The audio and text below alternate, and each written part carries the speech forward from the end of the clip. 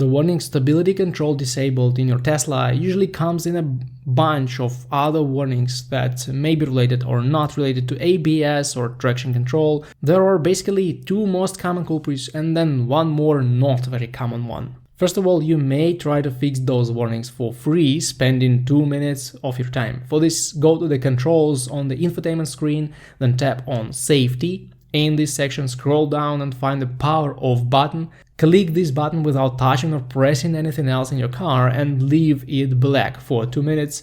Then press any pedal and the vehicle will wake up.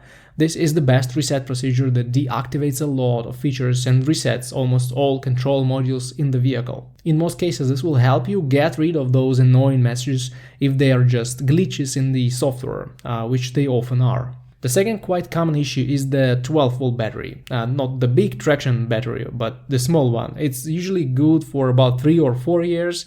After that, it stops charging properly and sends low voltage into the system. Your Tesla will go nuts if it gets low voltage, so it may set all kinds of warnings, including the stability control disabled message. You may try driving and charging the battery that way, or just charging it with an external charger, but more often than not, you will need to replace the battery if it reads low health on a load tester. If the reset doesn't help and the 12-volt battery proves to be of good health, the problem may be connected with the ABS sensors or the module. This is not a DIY repair in these cars, so you may want to make an appointment with the dealership unless the warnings disappear on their own after you drive for several minutes.